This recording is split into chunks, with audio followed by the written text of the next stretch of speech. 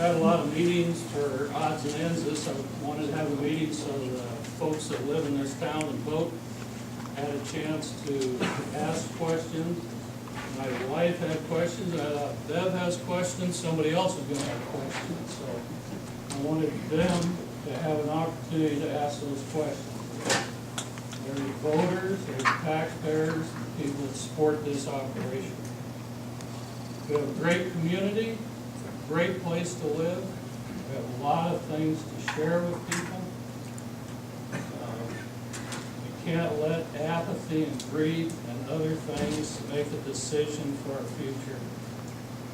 We're a city where we watch out for each other, try to do the best we can to take care of each other. If someone's down, we pick them up. If they're hurt, we help them out. There's just many things that are really neat about this town. The area is a great area. We have a great county. The people that in it we made a living with for over 35 years. And there's a lot of friends out there in that rural area, just like there are with you. So there's things that as we go along, decisions being made that you hope don't hurt anybody too bad, but could help the overall system in the long run. I guess I'm going to kind of stop there and see if I have any questions. And this is basically for the residents of the city. Yeah. Any questions, sir? I'll stand. As president of Highway 14 Association, we supported Neely for several years. And with that being said, I don't know about the rest of the voters in Neely, but I know that when you were elected, we had the highest hope that the good old boy atmosphere in Neely would be solved with a retirement by the city supervisor. If you didn't, stated to me that you didn't know about the threats from the supervisor, except the water issue in Karen Johnson's building.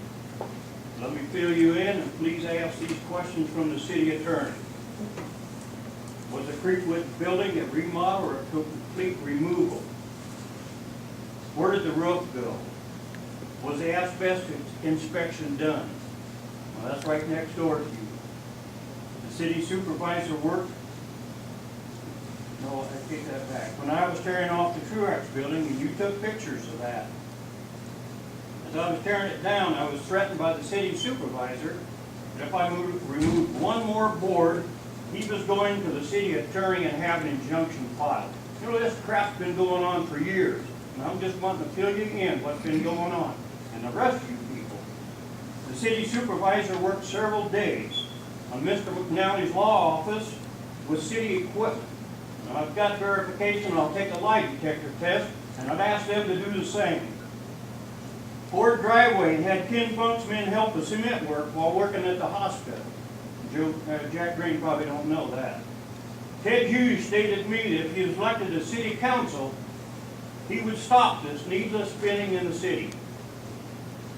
Who was the first one on the plane to send to Tennessee to get the diesel engine? Ted Hughes. If someone lies to me, that means they don't respect me. How much more reduction in my electric bills will I see with these diesel engines? Right now, I can't stand much more savings. Someone has to straighten out this mess, Mr. Mayor, before the Attorney General gets involved. $5,000 for a recall is going to be pennies compared to what will happen. Kind of tried to address Karen's question a while, and they're still trying to work it out. So hopefully, as things go along, we'll try to get the situation worked out between. It's kind of a two-building issue of things going on with it. So I am present. May I speak? I have asked the city office. It started to work out when I put this building in January, and when I asked Dana at the time any permits with full building permits, and he signed off on building permits because it's not a facility, there's no consistency. And the utilities, he had run a water line in the meter, and he was in place. The only reason between those series is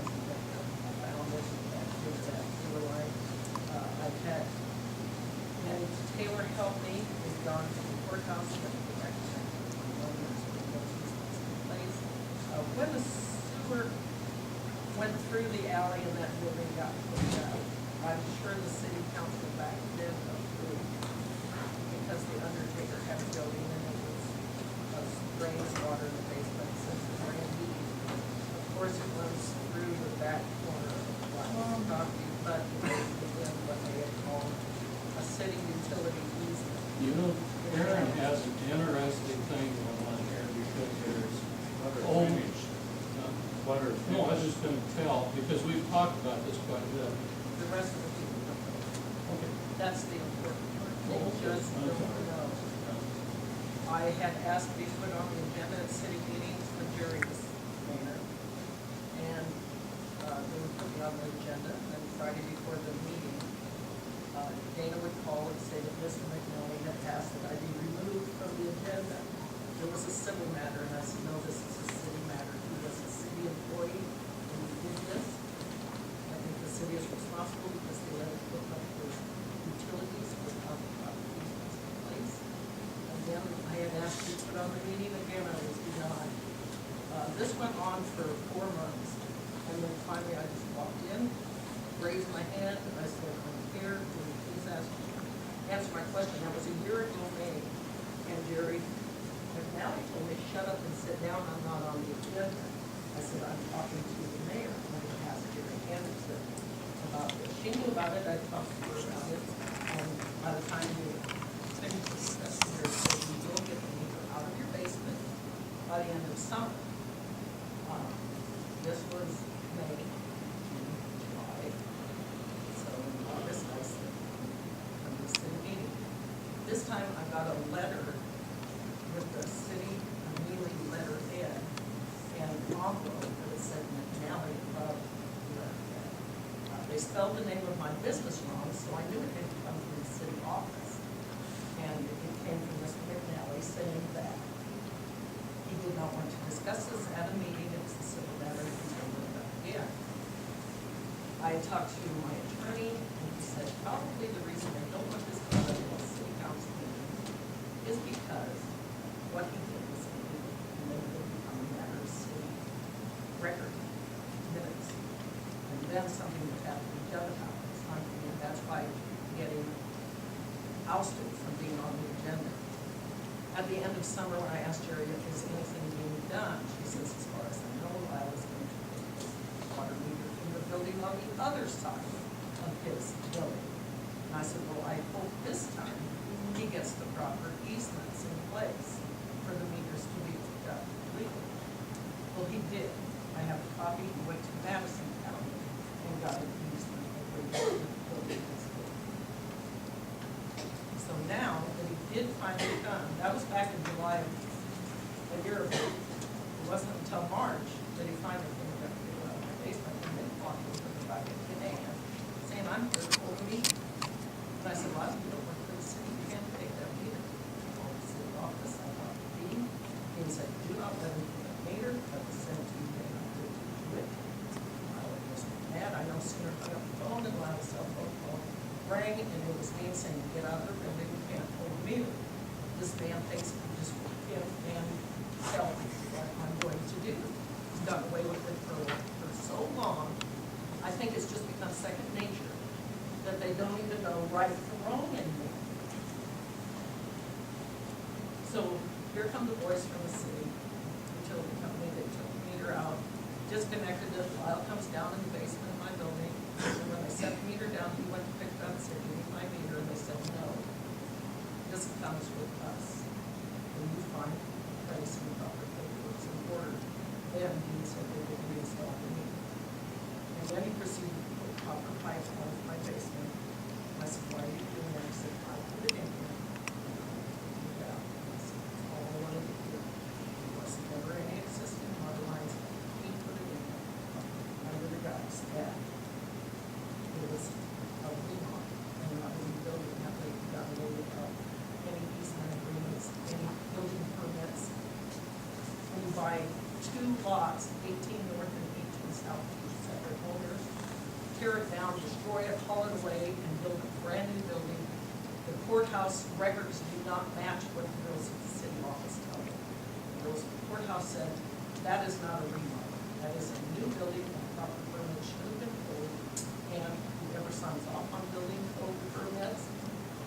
know better, and the city employee didn't know, she went to the attorney and asked, is what I'm doing right or wrong, and she was told what you're doing was wrong.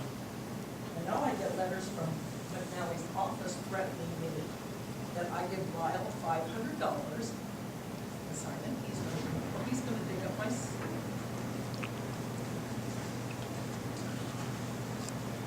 where does this town allow people to get away with threatening letters Most of the and time- intimidation? I think most of the time the system tries to work. The system, I think, is controlled by somebody. There is no, When I got in here, you and I talked, and I said, come on down to the council, we'll get you on the agenda.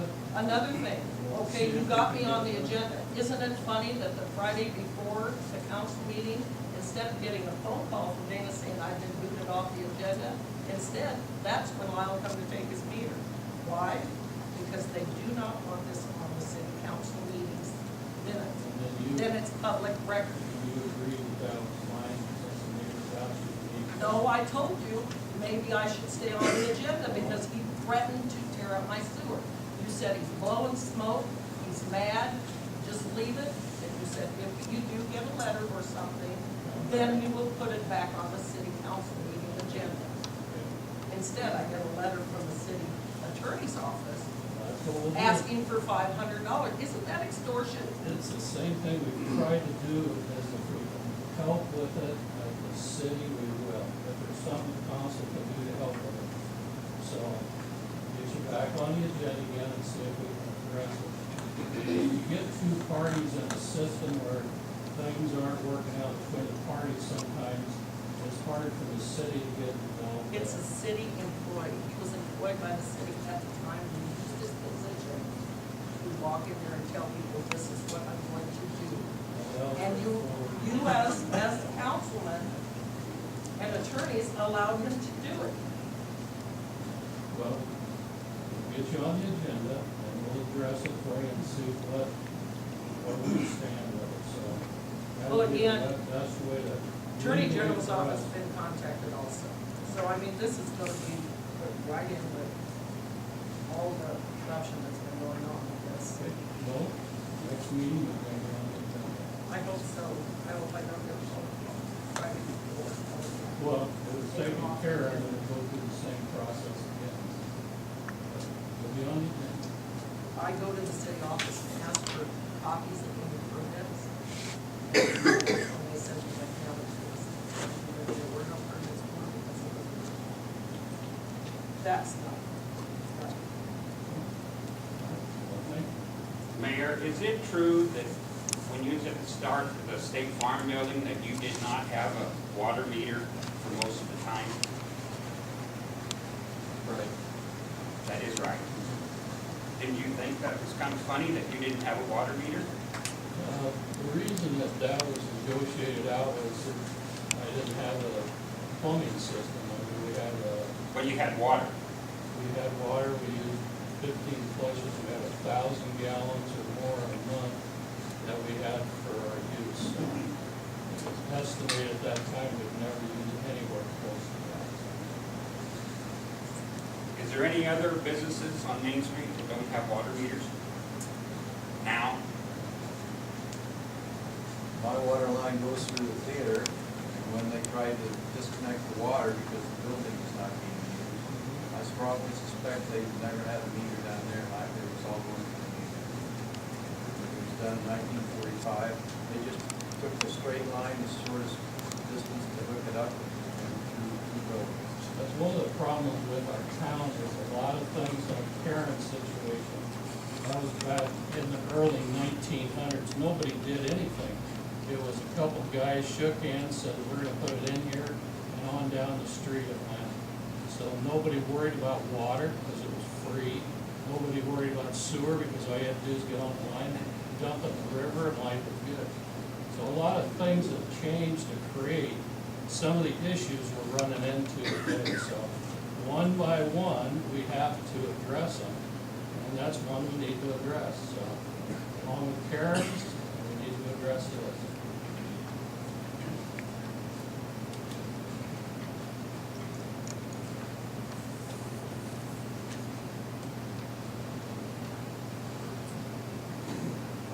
thought mine was doing it. While you're on it. The Neely Planning Commission had a public meeting Tuesday, April 7th, in which Dave Meyer, representative of Baumgart, stated, and I took this from Neely News and Leader, the company needs the city water to get the appropriate water pressure to accommodate a sprinkler system needed for the approximately 10,000 square foot addition to the existing 12,000 square foot store. He added that they have had other stores that were next to utilize TIF to pay for their infrastructure, but that other options could be explored if the city provided the information. Was this done? Were other options explored? What started about 4 years ago is economic development.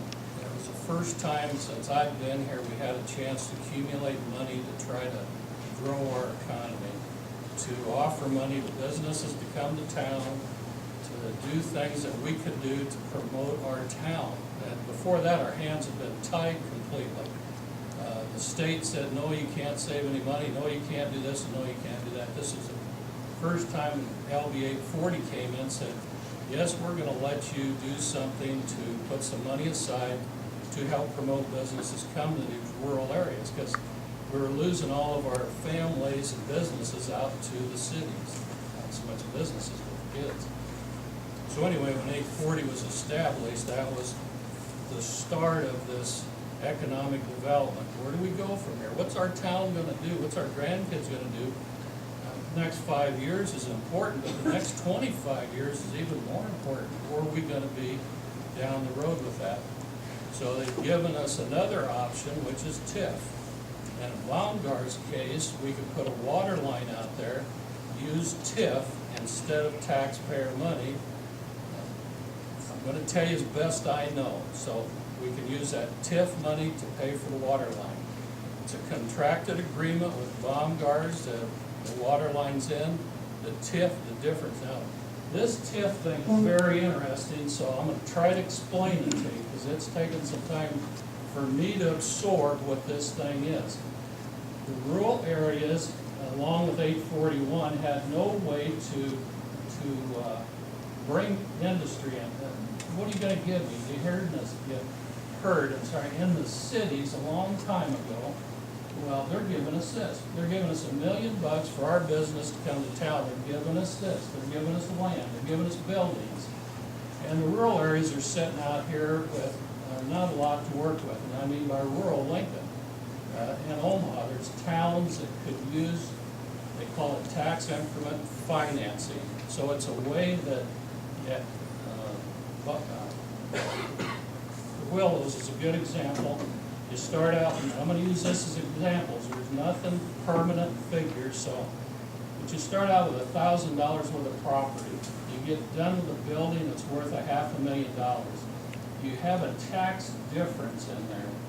You can take that tax difference and put it back into the building. So the people that own it get a tax break for 15 years. So the state legislature passed that so we would have a way of promoting business. So now you say, well, we're not gonna get used to that money. Well, the gamble was, and it is a gamble, would they have done that business without the financial help? A lot of them are saying, like they did in New York and Chicago, if you're not gonna give us any money, we're not coming. It doesn't mean that they're not gonna build a building somewhere. It's just not, they're not gonna build it here. So the best use of that money was for 15 years is to keep giving it back to them or use it like the pipe to pay for that, so the people in this town didn't have to pay for it. It could be used to pay for that line. Now, then we have water for Baumgart's for their expansion, because they needed that. We also have fire protection now. So when Heidoff's house is burning, we have a way of getting a line right to that fire. So that was another benefit that came along with that. I caught what you first said. You talked about new businesses. Baumgart isn't new. It's new construction. They're doing something to add on to their business. I can remember when Baumgart's, when the last store, and I can't even remember that now, left. And we weren't gonna have a farm store here anymore. It was gone. We just weren't gonna have one. And I thought we lost coast to coast. Now we're gonna lose our hardware store with some things we could use. Baumgars took a chance and said, we're gonna come here. Fortunately, the farming community, along with the city community, has supported it. And it's good enough that they're willing to take a chance to expand their business to, I think, 10,000 feet more. So that business is gonna be maybe two times bigger than it is now. So more product, more stuff, more things for us, which saves us having to go to Norfolk. And that's the short and long of it, so. But you still didn't answer my question. Okay. You explained TIF, but he said they have done this in other places, use TIF to pay for infrastructure, but that other options could be explored if the city provided the information. Did you check into the other options, or you just went right for TIF to help them out with TIF, to expand? Joe, at that meeting, they said the other options were putting a supply tank out here. They had covered all of these things. We did not check into it, but they did supply the approximate cost, and finally said after they looked into all of this, the service would not do that. They would not build a building if they had to build a reservoir system as well. Okay, so what is your logic for area 5, 2, 3, and 4? Well, that came along with competition. I think the council kind of addressed it. Joe, you're You know, asking, you're gonna let me explain, Tom? well, I asked you a question, I haven't finished the question. Okay, you're asking for them to pay for $630,000 water and sewer, area 5. I don't know what 2 and 3 and 4 are. Okay, then upgrade to the electrical. How is the city gonna guarantee their businesses to survive out there? You know, this is right back to the They same. can't pass that on to the consumer because we have competition. You had competition when you had your business here in town. How would you absorb that out there if Same your way- office was out there? Same way you have. How? The same way you have. You manage your business, you manage your budget, you manage, the taxes in Antelope County have went up from the county side of it, so we've all had to manage those higher expenses. So It that could don't be $1.5 make million sense. to $2 million. These businesses are gonna have to absorb. They can't absorb that. They can't.